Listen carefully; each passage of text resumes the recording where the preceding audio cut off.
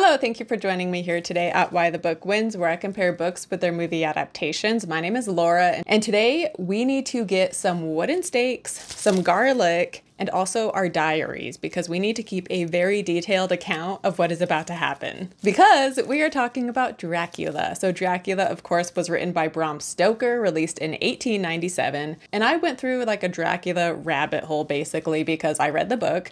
And then the following 3 days, I watched 6 Dracula movies. So I watched Dracula from 1931, directed by Todd Browning, sorry. And then Dracula from 1958, directed by Terence Fisher. And in the UK, it was released as Dracula, but in the US, it was released as The Horror of Dracula. And then Count Dracula, directed by Jesus Franco, released in 1970. Bram Stoker's Dracula, directed by Francis Ford Coppola, released in 1992. And then for fun, I also watched Dracula, Dead and Loving It, directed by Mel Brooks, released in 1995, as well as Renfield, directed by Chris McKay, released in 2023.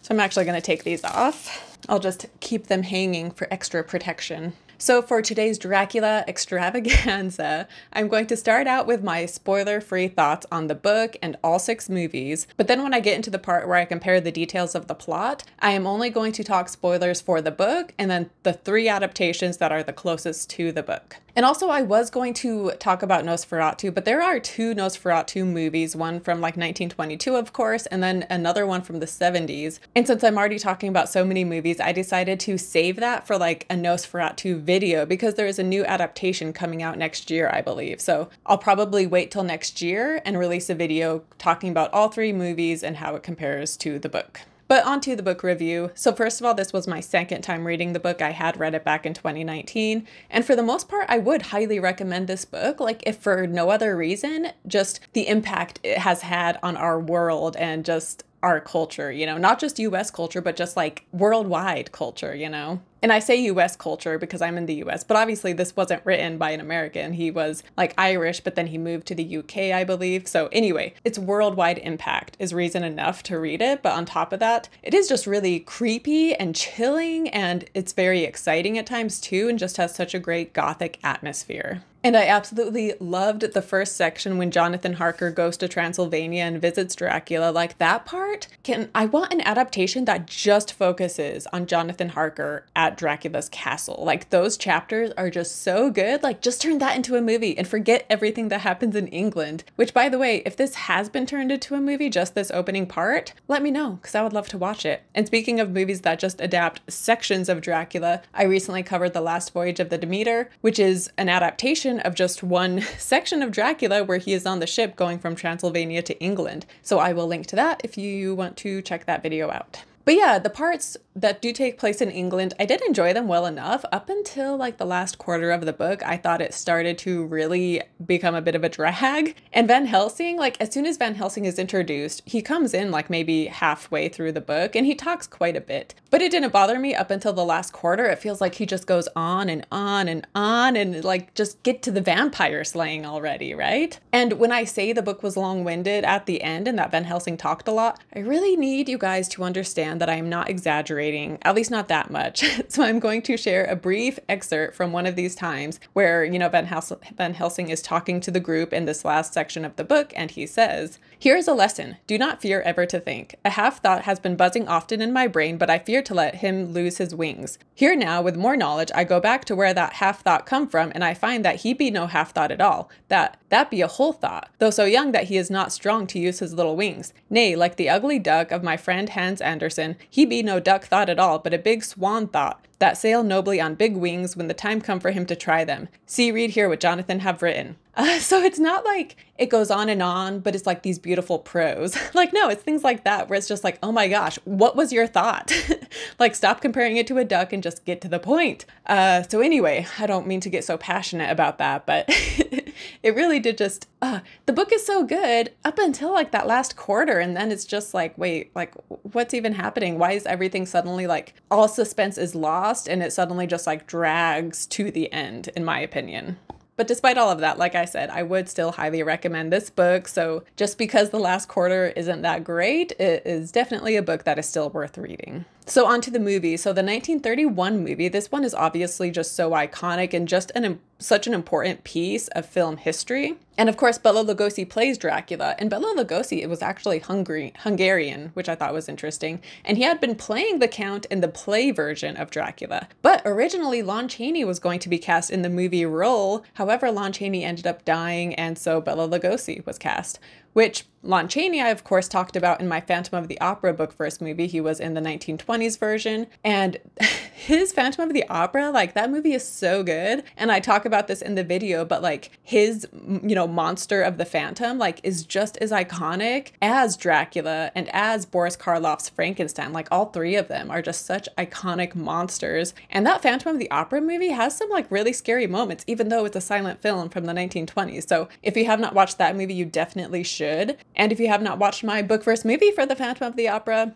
I will link to that as well. But this 1931 movie, they had also intended for it to be like a closer adaptation of the book, but then the 1929 stock market crash happened and they just couldn't financially create a movie that was just like so epic as the book is. And so they decided to make it more similar to the play. And I read the play plot and it's different from the 1931 movie. So they definitely did make their changes. But an interesting thing about the play is that Quincy Morris is like the spirited American girl who comes to help them kill Dracula. Whereas in the book, Quincy is a man. So I thought it was interesting that in the 1920s, they switched this man's role to be for a woman. But back to the 31 movie, it's also interesting because like talking movies was still relatively new. And so the only sound, like the only music in this movie is diegenic music, which means like a character who is at the opera. We hear the music from the opera, but we never hear music unless it is music that the character is hearing. And the reason they did that was because like music and talking was so new in movies that when music was just like there as the soundtrack, as the background music, the audience would be confused because they would be like, what? They're like walking around outside. Why is there music playing?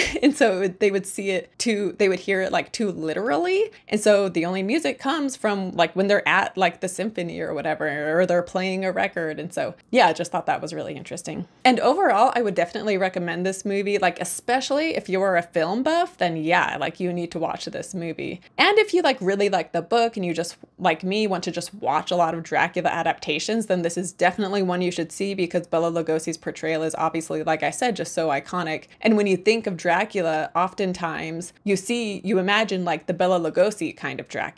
Having said all of that, if you are not like a film buff, sorry, my hair keeps getting in the way. If you are not a film buff, then part of me would hesitate to recommend this because to be honest, it is an older movie. And so not everybody likes the older movies for one. And I also just I would recommend the 1920s Phantom of the Opera over this, I think, to be honest. So I'm glad I watched it and it's definitely worth watching. However, if you just don't think that it's your thing, then I feel like you could probably skip out on it. Oh, and I also wanted to mention that the guy who plays Renfield is the same actor who played Fritz in Frankenstein. And Fritz is the name of like the Igor kind of character. So he was in both of these famous, iconic monster movies that came out the same year. And then to talk about the 1958 Dracula starring Christopher Lee. So I had not been planning on watching the Christopher Lee Dracula movies until after I watched Renfield, I saw that Nicolas Cage said that Christopher Lee was his favorite Dracula actor. And so I was like, oh, okay, I guess I should watch this one then. And so as I was watching this one, I was surprised because Christopher Lee, like Dracula, he's not in that much of it. And so he's good, but I was just like,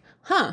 It's interesting, Nicolas Cage says this is his favorite when I feel like we don't even see him very much. Granted, he is very effective in the scenes he's in. But anyway, long story short, I realized Christopher Lee was in a ton of Dracula adaptations. So this 1958 movie was his first time playing Dracula, but he went on to do multiple movies into the 1970s. And so when I realized that, I decided I would watch another one of his movies, which is Count Dracula from 1970, which I will be getting into. But anyway, with this 1958 movie, I liked it well enough. I didn't love it, but I thought it was fine. And this is one of the early adaptations that have the women who are bit by Dracula, where there's part of them that likes it, they're scared of him, but at the same time they want him to come bite them kind of a thing. And so it's compared to an addict who wants their drug. And also in this version, Dracula does not integrate himself into society the way he does in the 1931 movie, which is a huge change from the book. But also, this version of Dracula does not have like the traditional Eastern European accent. Christopher Lee just talks in his British accent, which was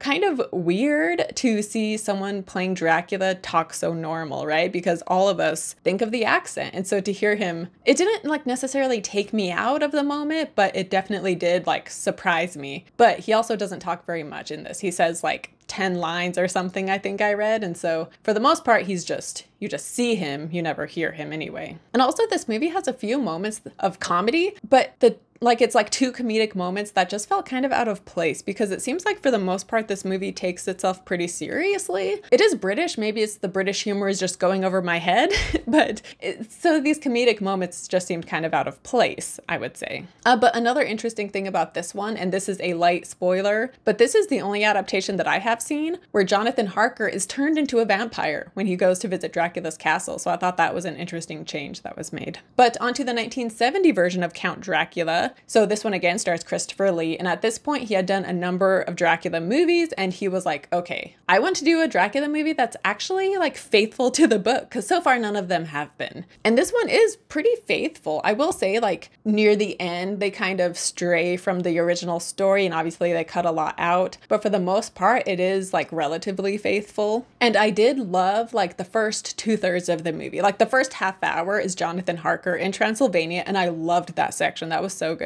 And then the middle section is like fine, but then the last third of the movie, it kind of starts to feel like a drag, which is very similar to the book. So in that sense, they did achieve, you know, being a faithful adaptation. And yeah, if you want to watch a movie with Christopher Lee playing Dracula, since again, he was just so well known for this role because he did it so much, I would recommend this version over the 1958 movie because he is in more of this. And again, it is more faithful to the book, so I like it for that reason too. And overall, I just enjoyed it more. Plus, the guy who plays Jonathon Harker and the woman who plays Lucy, they are both incredibly attractive, so that doesn't hurt either. On to the 1992 adaptation by Francis Ford Coppola. So this is one where like I have wanted to watch this movie, and there were times in the past when I know I rented it from the library, but for whatever reason, I had just never watched it. But to talk about the movie itself, so this one is a very faithful adaptation. They have this added plot line though, where Mina is Dracula's past lover reincarnated. So you have this like romance plot line that was not in the book. So that was an interesting addition. And also like from the 90s, we had 3 adaptations of like 3 horror classics, because we have Frankenstein, the Kenneth Branagh movie, which I covered last year. And then we have Sleepy Hollow from like 1999 with Johnny Depp. And then we have this,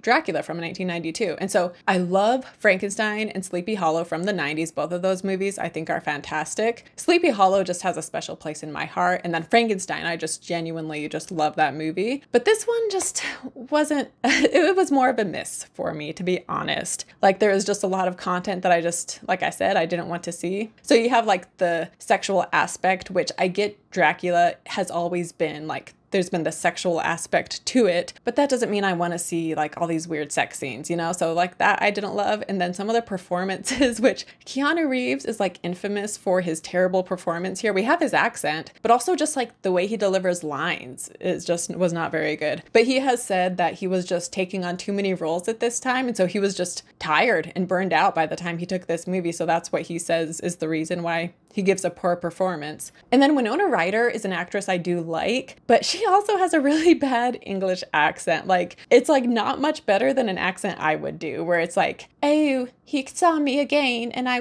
couldn't believe that he was there. And so it's just kind of distracting. So the two of them just have like distractingly bad accents, but despite my complaints, there were aspects of this that I did really enjoy. And then we also have the actress who plays Lucy, which I'm not really criticizing her performance, but just the character of Lucy in this version, I just did not like at all. And yeah, it just kind of feels a bit long at times, and it's just kind of a bit too weird in a disturbing way for my taste. So a lot of people love this movie. So like no need to take my word on it, but it just wasn't the adaptation I was wanting. Also, this might be a controversial opinion, but I'm not a huge fan of Francis Ford Coppola either, so there's that. But then, like I said, I also watched Renfield from 2023. So this one, Nicolas Cage plays Dracula, and it is called Renfield, so it does focus on Dracula's slave, Renfield. But Nicolas Cage is amazing here, and so I wish he had been in more, but again, he wasn't the focus of this story, but he has been wanting to play Dracula. Like, that's been like a dream role of his. And so it was just so cool to see him in this role, and he is just fantastic. And I love Nicholas Hoult as well. And this one is considered like a quasi sequel to the 1931 movie. And at the start, we even have them recreating scenes from the 1931 movie, but they have like CGI'd Nicolas Cage and Nicholas Hoult into their respective roles. So I just thought that was really cool. Which, by the way, Nicholas Hoult and Nicolas Cage were also in The Weatherman together, which was back like in 2005. And I watched The Weatherman as well as Vampire's Kiss, a movie from the 80s where Nicolas Cage plays a guy who thinks he's becoming a vampire. So I watched both of those for my Nicolas Cage movie marathon that I did in 2022. So if you want to check that video out, I will link to it. But even though I said I wish Nicolas Cage had been in more because he was so amazing, that's not to say I didn't think the other actors were good, because I just loved every performance in this. We have Awkwafina as well, and then Ben Schwartz.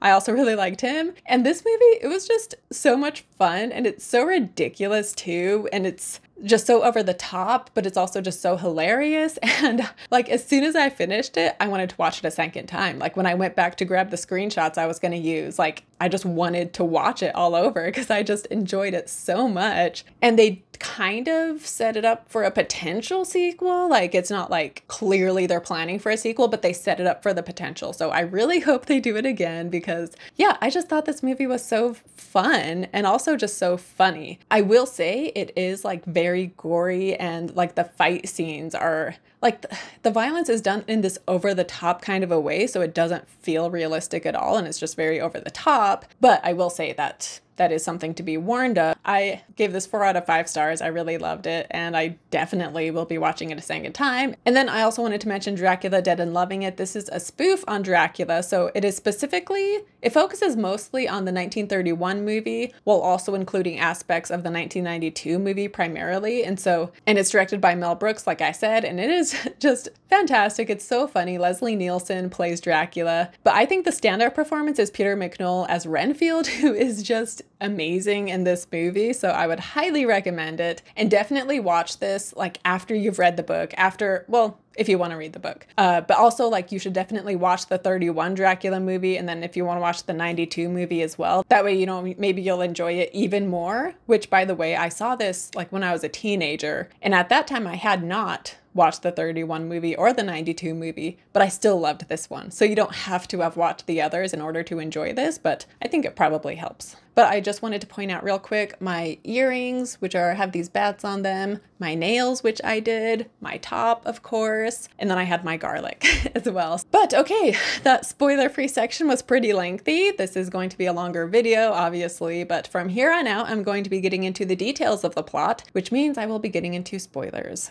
And I'm going to be talking about the details of the 31 movie, the 1970 movie, and the 1992 movie, so I'll be getting into spoilers for those 3 movies. But let's start with the beginning, when Jonathan Harker visits Transylvania. So in the book, he's going to Transylvania to see the Count to help him with the sale of certain properties in England that the Count is buying. Which, by the way, in the book, he gets a letter from the Count, and it says, you know, like whatever, but it ends with, "Your friend, Dracula," which I thought was funny. But anyway, he ends up being at the Count's castle for several weeks. It's like over a month, I think, in the book. And early on, like, he definitely is like, okay, this is weird. And the Count just seems kind of odd. And he also like has a repugnant smell to him as well. And as time goes on, he realizes, you know, that the Count, there's like something supernatural about him. And he also starts to realize that he is being held captive. And like I said, I loved this section of the book so much. We just get such creepy visuals, and it's just so unsettling and eerie. And there's a part where he sees Dracula climb out of his window and climb and walk along the wall like a lizard as he climbs down to the ground. And so just the way that's described is just like, oh, so creepy and weird, and that happens multiple times. And also Harker is like walking around the castle and he finds Dracula sleeping in his box of dirt multiple times. And one of the times he sees him, Dracula has just fed, and the way he is described is so gross. I'm going to read it. The mouth was redder than ever, for on the lips were gouts of fresh blood which trickled from the corners of the mouth and ran over the chin and neck. Even the deep burning eyes seemed set amongst swollen flesh, for the lids and pouches underneath were bloated. It seemed as if the whole awful creature were simply gorged with blood. He lay like a filthy leech, exhausted with his repletion. And it also says that his eyes are open, but they're like glazed over. And this is shown in the 1970 movie, which was very creepy. But it also is just so well written because the way Harker tries to tell himself that everything is okay, but obviously, you know, it doesn't take too long for him to realize that, like, one, something creepy is going on, and two, that he's being held captive, right? But at the same time, like, even when he realizes he's being held captive, like, initially he still is trying to act normal, as is the Count. And near the end, like, after he's been there for a long time, the Count is like, oh, by the way, you can leave in the morning. And so he, like, thinks the Count is bluffing, so he calls him on his bluff, and he's like, well, why wait till morning? I can just leave right now. Like, I don't need my luggage. I'll just walk. I don't care. I'm down to leave right now. And so the Count, knowing that Harker is trying to call his bluff, he's like, okay, yeah, you can leave right now. Let's go. And so he opens the front door, but of course there are all these wolves there snarling. And Harker is of course too scared to walk out amongst the wolves. And so he's like, okay, never mind, like shut the door, I'll stay. And he starts to cry in this moment because he's just realizing that he is not getting out of here, right? And again, just like his desperation and his fear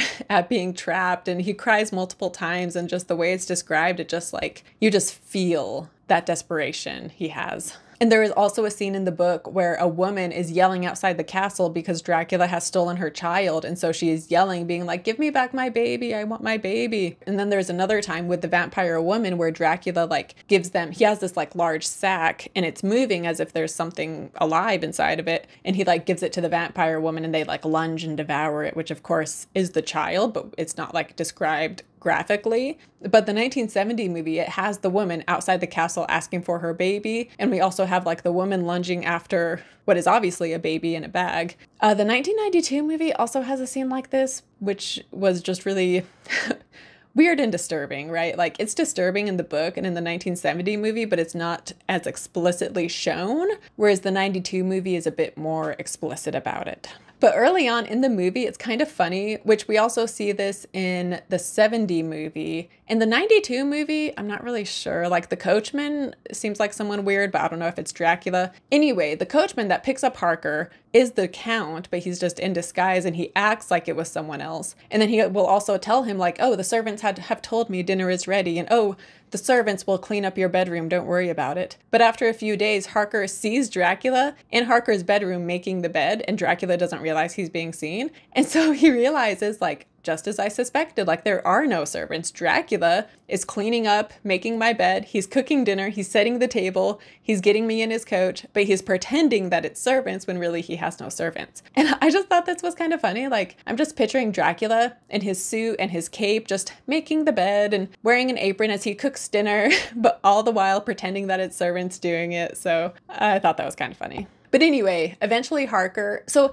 Dracula leaves and goes to England, and so Harker is left alone in the house with the vampire woman, but ultimately he is able to escape and he gets away, and then he like is found by someone else and he is recuperating in this hospital, and Mina goes to visit him as he's getting better in this hospital. And the 1970 movie and the 1992 movie are the only two of the three movies I'm talking about that keep it be Harker who goes to visit Transylvania. And it's the same where, you know, we have the vampire woman who are tempting him, and then ultimately he is able to escape though, despite having some scary experiences in the castle. And these two movies are also faithful to the book, where we see Dracula start out old and then he gets progressively younger the more he feeds. Which, by the way, the 92 movie really went all out, not just making him look old, but making him look very creepy. And I was so relieved when he finally starts to look normal, because I was like, ugh, like he was not easy on the eyes when he was in that like beginning stage. But also he had the weird hairstyle. Like what was up with that? I don't know. But yeah, so in the 31 movie, it is Renfield who goes to visit the Count in Transylvania. And so because the 31 movie made this change, this is like something that other movies have also done, where they have it be Renfield be the one who goes to the castle, not Harker. And in the 31 movie, Renfield shows up and Dracula signs the papers. And then Dracula tells him like, okay, and we're both going to England tomorrow. So he is only there for like one night. And then it is that one night where the vampire women come and like try to, you know, bite him. But then the count like sends them away. Whereas, like I said, in the book and in the 92 movie, he's there for a long time. And he doesn't even see the vampire woman until like a while into his stay. But yeah, I think it makes total sense that other versions make this change to have it be Renfield that first goes to the castle. Because in the book, Renfield is in the insane asylum and he like is a guy who eats bugs to get their lives. And he has a connection to Dracula, which we will get into, but we never learn why. Like he's never been to Transylvania. He's never even seen Dracula. So is he just a mentally unwell person? But then like, why does he have a connection to Dracula? Like,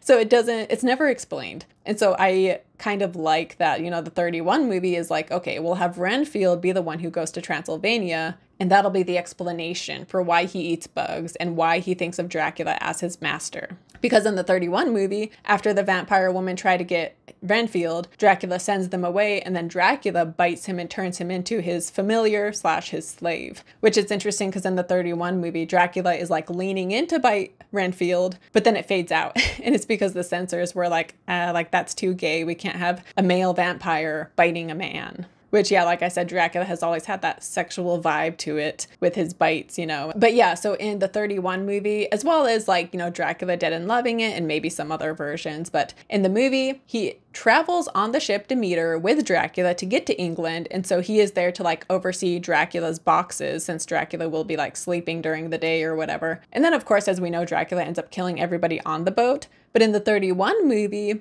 Renfield is found on the boat and he's the only person alive and he's clearly crazy, so they think he is the one who did this, so that is why he is sent to Seward's asylum. But in the book, yeah, Renfield had already been in the asylum before Dracula even shows up in England, and he was sent there because he was starting to eat bugs because he wanted their lives, and he thought that eating them would give him strength and power and extend his own life. And he starts out with flies, and then he gets spiders, and then he gets birds. And so Dr. Seward initially is like, oh, like he just loves creatures because he collected the flies. But then when he collected spiders, he fed the flies to the spiders. And then he collected birds and he fed the spiders to the birds. And so he just kept on feeding the next biggest thing. But then one day he ends up like throwing up a bunch of feathers and things. And so Dr. Seward is like, oh, like he tried to eat them raw and then he got horribly sick. So he stops trying to eat birds at that point, but he does continue to eat spiders and flies. And then he has like the connection to Dracula because Dracula buys the estate right next to Seward's asylum. And so like he will call this guy master and he like is like drawn to this Carfax Abbey where Dracula lives. And Dracula will like speak to him. And so like he is aware of what is happening with Dracula. But again, why? We never learn why. Like Dracula can control like rats and wolves and bats. And so the only explanation, which I feel like this isn't even a good explanation, like because Renfield is just so unwell, is he able to be controlled by Dracula because of that? But then in that case, Dracula would be able to have this influence over everybody in the asylum, right? And with that logic. So I don't know. I'm not really sure. If you've read the book, give me your thoughts down below as to why Renfield has this connection to Dracula. But in the 1931 movie, the characters all live on the estate where the asylum is. So they are all like, they're part of it. And they must have horrible security because frequently they'll be out in the main house talking and Renfield shows up. And so he keeps being part of these conversations because he keeps escaping his cell apparently. So again, horrible security because it was kind of funny how he just is constantly showing up during their conversations. But yeah, it was just like, do they have that poor of security? Like they live here and they're letting, like the patients are able to just barge right in the doctor's personal home. Like what? But in the 92 movie, so Renfield, like the book, he's just this random guy who is in the asylum and he eats bugs. And Dr. Seward's asylum is really like has this weird 90s grunge vibe in this movie. And I was kind of liking it. Like it's, you know, definitely more dark and gritty. But the guards have these weird like cage cube thingies on their head for protection, but it just looks so weird and heavy. So that was kind of an odd touch. But the guy who plays Renfield, he like just wasn't in as much as I would have liked because Renfield is just a very well-known character, right? And so I did want to see more from him. And so, but yeah, we see him here and there, but it's just not as much as I would have liked. But in the 1970 movie, Renfield is very different because he's just very solemn and melancholy and he doesn't say anything. And we see that he eats bugs And we also hear that he had been to like the Transylvania area and he was with his daughter, and his daughter ended up dying there. They don't know how, I don't think. And then when he came back, this is the way he was, where he would eat bugs and he like wasn't saying anything. And so whatever happened to him in Transylvania caused him to be this way. So even though that movie does have Harker be the one going to Transylvania and Renfield is just this random guy, they do add a backstory because again, they know people want an explanation as to why Renfield is this way, you know. But in all versions, Renfield ultimately is killed in the end by Dracula. But to move on to Dr. Seward and Quincy Morris and Arthur, which Arthur, he has a different name from like book to movie. I'm just going to call him Arthur. But so in the book, all of these men are very young and they're all in love with a woman named Lucy. In the 31 movie, Dr. Seward is the father of, he's either the father of Lucy or Mina. Now, I'm not sure, but he's played by like an old man. And so because they had him be an old guy in the 31 movie, there's other adaptations that just kind of stuck with that. But in the 92 movie, that one is faithful to the book where all three of these guys are, you know, in their 30s and they're all in love with Mina. So Quincy Morris, he is this American cowboy who is in England. And then Dr. Seward is the doctor at the asylum. And then Arthur is just this like rich guy in England. And in the 92 movie, Dr. Seward seems to be hooked on some type of drug, which again, that kind of goes along with like the grungy vibe of his asylum to also have him be like kind of a junkie of sorts. But this was mentioned in the book briefly. So there's a part where he says, "If I don't sleep at once, chloral, the modern Morpheus, I must be careful not to let it grow into a habit." So he clearly takes this medicine to go to sleep, but he's kind of worried like, oof, am I taking too much? I don't want to become addicted. But yeah, so all three men are in love with Lucy. In the book, all three of them end up proposing within the same day, but Arthur is the one she is in love with. So in this version and the 92 movie, she is engaged to Arthur. And Harker, he's not really part of this friend group because it is through Lucy. Lucy is friends with Mina, and then Mina is engaged to Harker. So eventually they all come together due to this friendship between Lucy and Mina. And to talk about Lucy, she is the first one in all versions to be turned by Dracula, which by the way, the 70 movie, we have Arthur and Harker, but Dr. Seward is played by like an older guy. And there is no Quincy Morris. But anyway, so after Lucy has been attacked, she is sick and Dr. Seward like doesn't know what to do. So he is the one that calls Van Helsing, who is a former teacher of his. And Van Helsing suspects it's a vampire, but in the book, he's like very secretive and he like doesn't want to straight out say anything he suspects.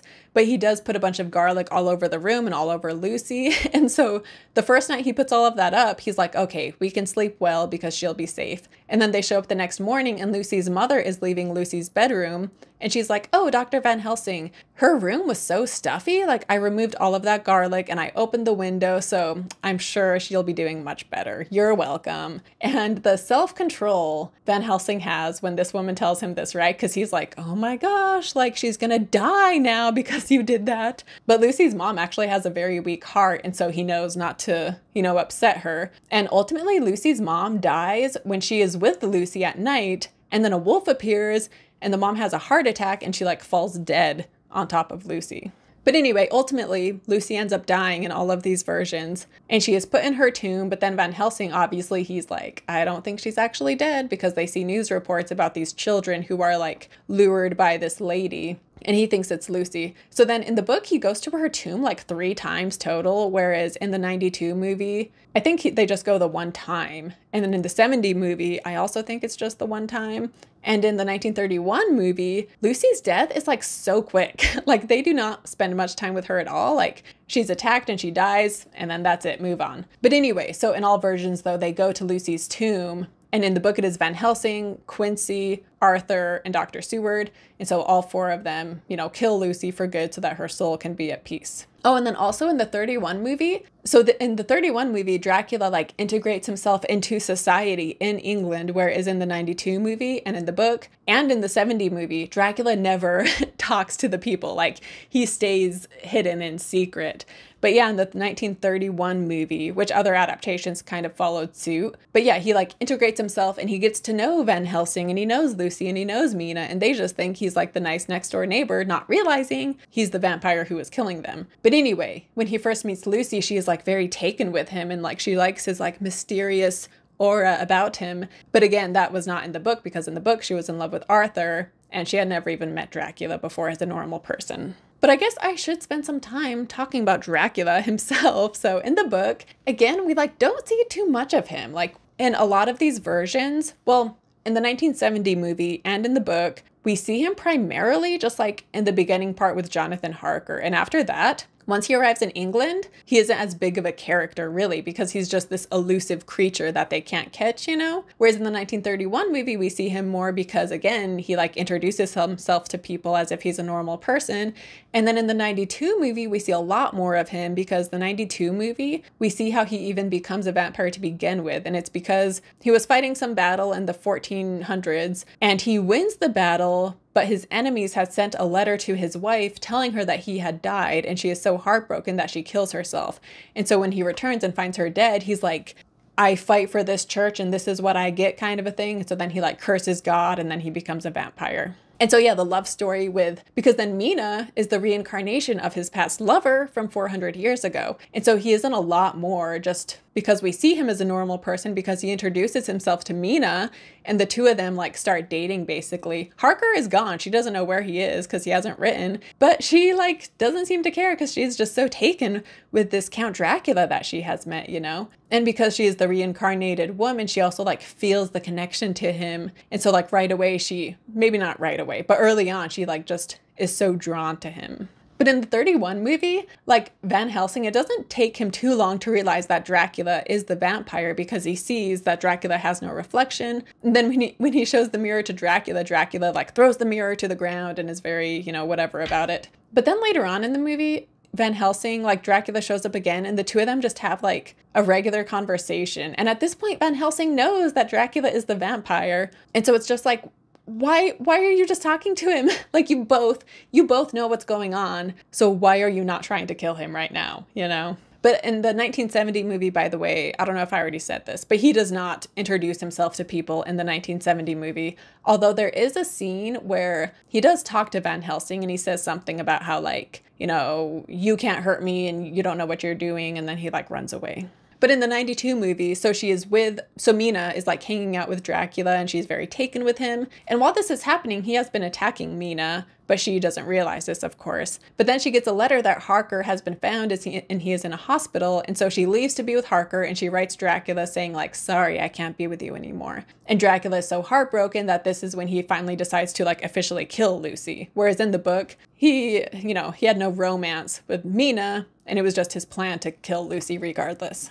But to talk about Mina a bit more, so in the 92 movie, Mina, even after Harker is back, and even after she knows Dracula is a vampire, she still is just so drawn to him. And so while the guys are out, like, because by the way, Dracula, he has to sleep in his dirt from his homeland, and so they go to his, like, castle or whatever, Carfax Abbey. And in the book, and in the 92 movie, and also in the 1970 movie, all of them keep this, where the men go and like, you know, they put sacred wafers or whatever in the soil to prevent Dracula from being able to use it. And while they are busy doing that, Dracula comes and visits Mina. And in the movie, I mean, she's kind of in a trance when she's around him because she's just like so taken with him. But he tells her straight up like, hey, like, I'm not alive. Like, there is no life in me. But she's like, I don't care. I want to be with you forever. And so he like has her drink his blood, but she is doing it voluntarily. And then the men walk in and see her and they're just like aghast.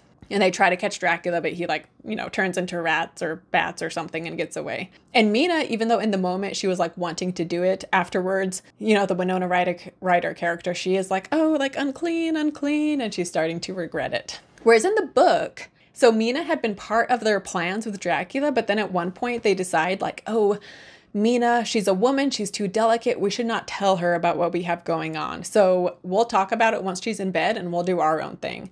And then when they go out to like go to Carfax Abbey and find his dirt and everything, they're like, oh, thank goodness we're keeping Mina safe by not having her be part of this. Meanwhile, Mina is writing about a dream she had and it's just so obvious. So it's almost frustrating that the characters are so aloof because she's like, oh, I had this weird dream last night where like mist was moving and then like the mist entered my room and then out of the mist came this white face with red lips and then like I dreamt that he like bit me or something. It was so weird.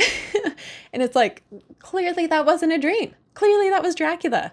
So anyway, while the men think they are protecting Mina by keeping her in the dark, Dracula has been going and feeding on her. And then eventually they come home one night and they open the door and they see Dracula, and Mina is like in a trance and she is drinking his blood, and then he like disappears. But Mina is like horrified at what has happened, and she didn't like want this to happen. But because she has done this in the 92 movie and in the book, she realized she has like this psychic connection to Dracula now. And so they are able to like hypnotize her, and she can tell them when she's in like this hypnotic state, she can tell them what Dracula is doing. But turns out this also works in reverse, and Dracula can see what they're doing through Mina. And so they are on this like wild goose chase trying to catch him, because he knows what they're doing, because while she's checking in on him, he's checking in on her. And by the way, in the 70 movie, like Dracula bites Mina, but like Mina just like her attack from Dracula wasn't really a big part of the story. And then the 1931 movie, she is bitten by Dracula, and then she does start to turn into a vampire, and she does try to like seduce Harker. However, like they're interrupted and it stops. And then Dracula kidnaps Mina and he takes her to Carfax Abbey.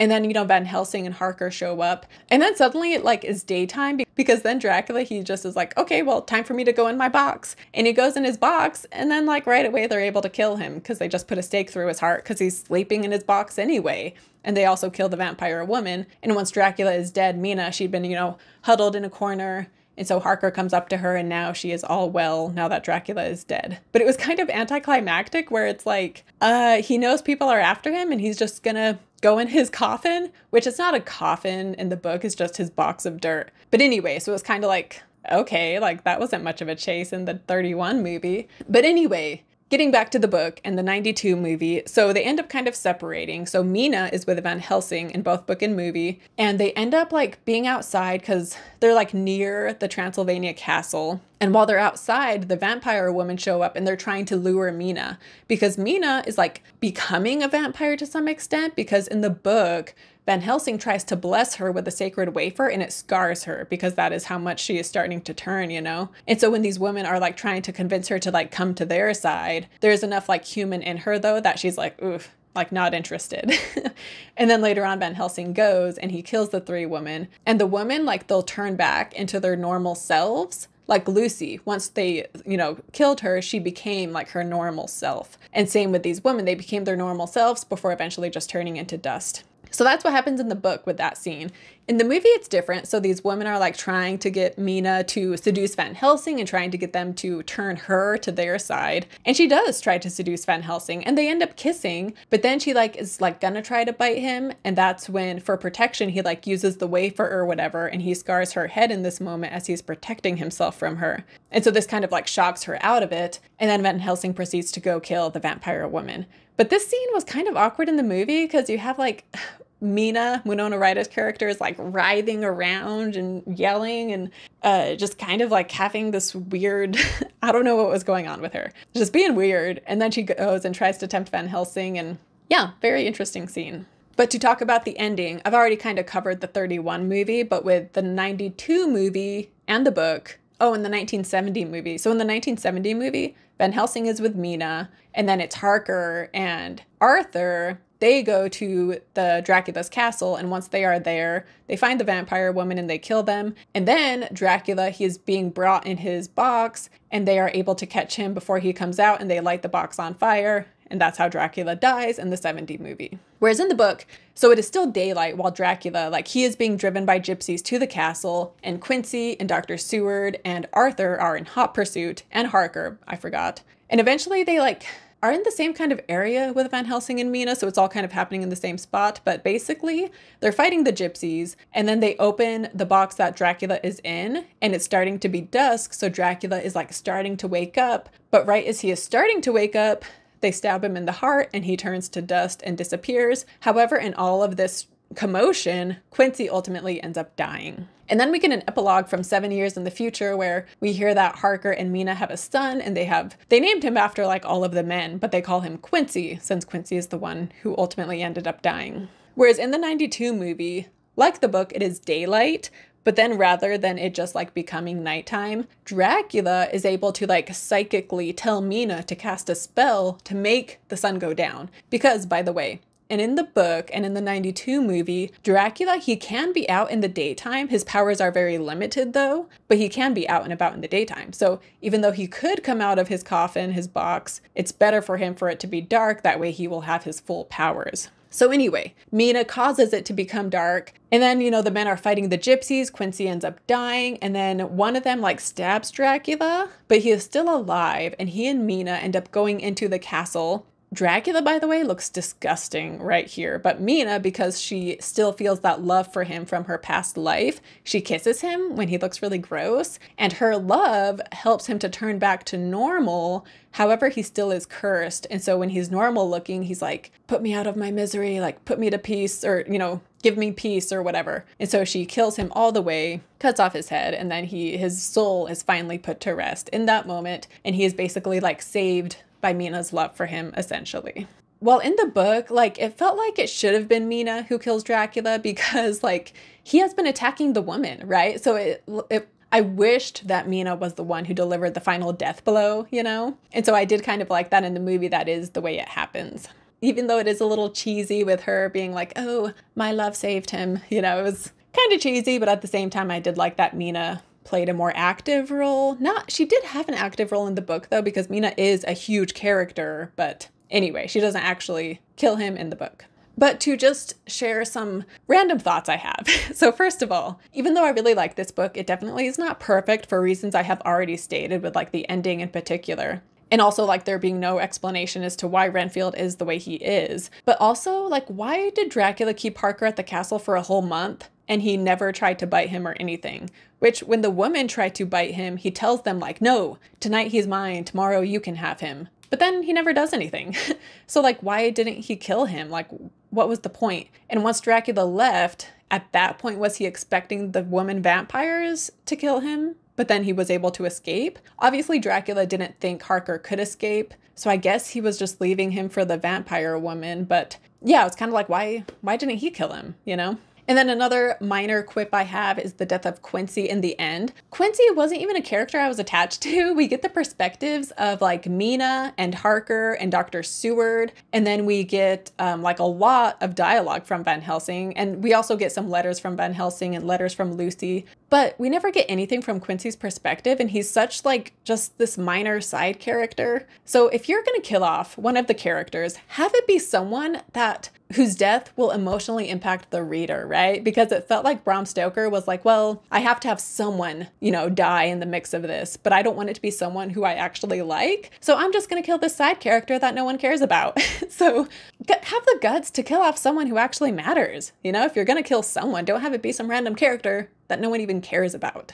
And then something kind of funny I wanted to mention. So like, I love the character of Renfield in the book and most of the movies too. Like the 31 movie, that actor is so good. And the 92 movie, like I said, I was kind of disappointed with that portrayal. But anyway, in the book, I love the Renfield character. And like I said, he would eat bugs. And in the 31 movie, it seems like the people who work at the hospital try to stop him from eating the bugs. Like they don't want him doing that. Whereas in the book, like, Dr. Seward doesn't care. He's like, sure, eat your bugs, like, you know, whatever. And so there's a part in all of these versions, there's a part where Mina goes to talk to Renfield. And also in the book, she sees him multiple times. And there's also a part where Renfield, Arthur, and Mina all go to talk to him at the same time. But anyway, in the book, before the group of them go to see Renfield, Dr. Seward comes in and he's like, hey, Renfield, like you have some guests. And Renfield is like, oh, okay, you know, just let me clean up. And his version of cleaning up is to gather his flies and spiders and he just eats all of them. And then he's like, okay, I'm ready, send them in.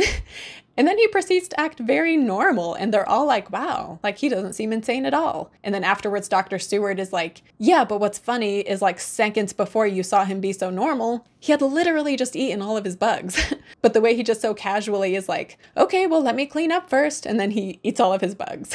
So anyway, I just thought that was funny. But obviously it is very sad that poor Renfield ends up dying in the end. Okay, so we are in the final stretch here, but before I wrap up, I really wanted to talk about, in this book, women and women's sexuality, as well as xenophobia that are in Dracula. So the female characters are like a key part of this story. And like I said, Mina is a very important character and we get a lot from her perspective. So this isn't a book that simply uses women as a plot device. And we also, as well as Mina having her journal entries, which by the way, this book is all like epistolary, where it's all journal entries and letters and newspaper articles. And so we get letters from Lucy as well. So we also see her perspective. And of course we have which it's totally to be expected for it to be a bit sexist at times. For example, them being like, oh, Mina's too delicate. We can't keep her informed on our plans. And then also when Mina has a great idea, Van Helsing is like, oh, she has a man's brain because she's so smart. So again, even though there are those sexist parts which are to be expected with the time period, nonetheless, Mina was like a fleshed out character, I thought. And again, she wasn't just a plot device. But I really wanted to talk about just like female sexuality, because we hear many times how both Lucy and Mina are just so kind and sweet and proper and pure, while the vampire women are described as like voluptuous and sensual and tempting. And also disgusting. And when Lucy is starting to turn, she's wanting to kiss Arthur, and just in general, women, once they are starting to turn, or once they have turned, they are much more forward, to put it lightly. And while the men are very tempted, like I said, there's also a part of them that is also very disgusted by them. And then later, when Lucy and then Mina are attacked by Dracula, the men that love them are just very horrified at what has happened to the women in their lives, to be, which is totally understandable. And so the bravery of the men fighting to save Mina is brought up multiple times. And yeah, it's great for men to stand up for the women in their lives. But I just wish Mina had just had more anger and she is trying to avenge herself, right? And she is a prominent character, and she does go with them to Transylvania, and she tells Van Helsing to hypnotize her so that they can help catch Dracula. But at the same time, in the book, she tells them, because they're talking about, Jonathon is very offended by what Dracula has done to Mina. And so he's saying that, how much he wants to kill this creature. And Mina is like, oh, you should pity him though, feel sorry for him because his soul is cursed. And she says they should pity him because she could eventually become a vampire too. And she's like, if I become a vampire, then I would want you to pity me. So we therefore should be feeling pity towards Dracula as well. And I get, it's good to be forgiving, but part of me is just really, Mina?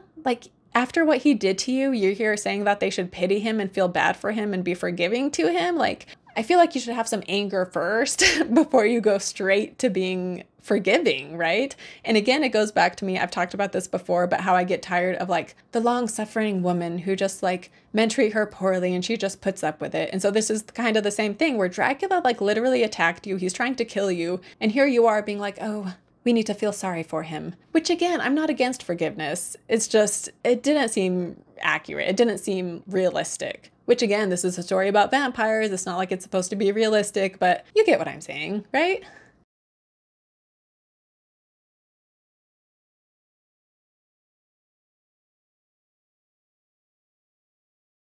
And then yeah, in the book, when Dracula has Mina drink his blood, she is so ashamed and embarrassed that this happened to her, even though it was out of her control and she is not to blame at all. And now she just feels so impure though. And this was very similar to, when a woman is raped in real life, right? And the shame and embarrassment and the victim blaming that happens, even though the woman is not at fault. It's on the man, it's on Dracula. And yet the woman just feels so embarrassed and ashamed that this has happened to her. And, just feeling so defiled and impure. And there's a part in the book when Dracula, when they catch him, and he says something this isn't even the first or second time that I fed on Mina, and she didn't even know it. And so just being abused in that way and not even realizing, not only did you not give consent, but it's just been happening without you even realizing it, right? Just what an invasion of privacy, what an invasion of you and your body that would be. And so after all of this, she's just oh, we should feel sorry for him. Ugh. But also going back to how this turns women into being incredibly sexual, it's interesting how men talk about their disgust with the vampire women and how they desperately don't want to see Mina become like that. When Van Helsing is with her and the vampire women are trying to tempt her to join them, Van Helsing is so relieved to see that Mina is still disgusted by them and doesn't want to become like them. And yes, I know the vampire women are also these supernatural creatures who kill people, so there's that aspect to be disgusted by as well. But just their sexuality, and voluptuous is a word that is used so much when describing them. And so just the way they are sexually trying to tempt men, and the men are turned on, and yet at the same time they're oh, disgusting, a woman shouldn't be like that. Again, they talk so often about how pure and proper and sweet and kind Mina and Lucy are. And so Mina specifically is kind of a symbol as to what a woman should be and a symbol of what Dracula is trying to do to these women, right? He's trying to turn someone who is pure and good into something impure and not good. And so, yeah, she just kind of stands as that symbol of what the men are fighting for, is to keep the purity, you know? And then it's also interesting that Dracula is a foreigner, right? And so, like, it kind of was giving me like xenophobic kind of vibes, which is when you have like a prejudice against foreigners. And when people have these discriminatory thoughts, you know, it seems like a lot of times the men have the fear that these outsiders, these people who are different than them, are going to come in and take their woman and like mess up their like pure genetic line kind of a thing. And it's interesting too that the people who were in Europe, they didn't try to stop Dracula. Like, he was taking their children, we saw that in the book, and yet none of them tried to stop him. And it's not until, you know, these rich college-educated white men come around and they're the ones who put a stop to Dracula. So that also came across as kind of like, you know, like the superior race and gender comes in and they finally put a stop to this. And so in some ways, like, this book almost seems like it could be an allegory for like, I was going to say it's specific to London or England, but honestly, like just any old money white people, like their fear of someone different than them, like I said, coming in, messing up their genetics, and therefore messing up the culture that they so highly value. And also, maybe I'm projecting because I recently read H.P. Lovecraft, and H.P. Lovecraft straight up was very xenophobic, and so that does come up, and racist, and so that does come up a lot in his works. So maybe I'm just thinking this because I was reading some of his stuff, but let me know your thoughts down in the comments. But to share which adaptation is the closest to the book, it would for sure be the 92 movie. The biggest change, like I said, is the love story and how Dracula becomes a vampire and Mina being reincarnated. But then the 1970 movie, I would say, is the next closest, with the 1931 movie being the most different. But even though the 92 movie and the 70 movie are like more faithful, that doesn't necessarily mean that either of them are great movies, because to be honest, I didn't love either one. So again, I think because the book Dracula has its own issue. So maybe we don't need a more faithful adaptation, but what we need is just a movie that makes the right kind of changes, or a movie that just focuses on Jonathan Harker's time in Transylvania. I want a movie like that so bad, so please tell me if one out there does exist. Because yeah, I've seen Dracula Dead and Loving It multiple times, and I absolutely love that one. But again, that one is, you know, a spoof and it's making fun of it. And then Renfield, I also loved, and I will definitely be watching that again. But all of the other 4 movies I watched, maybe I would watch them in the future, but it certainly wouldn't be anytime soon. And so when it comes to book versus movie, since I said the 92 movie is the most faithful to the book, I will have this be the 92 movie versus the book. And I'm sure it's no surprise that I'm going to say the book wins. The 92 movie, even though I've had my complaints, like, I didn't hate it. It just felt kind of long and was tough to get through, and again was just more graphic than I personally want to see in a movie. And then the performances too. But anyway, the book, despite my complaints, like I've said, I would recommend it, and I am so glad I've read it now 2 times. It's such a touchstone when it comes to like literary horror, and yeah, and for the most part, aside from that last quarter, it is just like so good, and it's so exciting and so tense and so eerie and just so much atmosphere to it. So yeah, that wraps it up for my Dracula extravaganza. I hope you guys enjoyed this video. I know this was a long one. After I edit it, I don't know how much will be cut down, but I've been sitting here for quite a long time talking. So anyway, I hope you guys enjoyed this video to kick off the October Halloween season. And yeah, thank you so much for watching. Share your thoughts down below in the comments. Share my video. Like my video, subscribe to my channel, do all those things that help my channel grow. And then if you enjoyed this one, I did mention The Last Voyage of the Demeter, so I will link to that if you want to watch it if you have not already, because again, that is an adaptation of a section of Dracula. So, and it is watching that movie that spurred me to read the full book and officially do a book versus movie for Dracula. But yeah, anyway, thank you so much for watching. I hope you guys enjoyed this, and I will see you next time. Bye.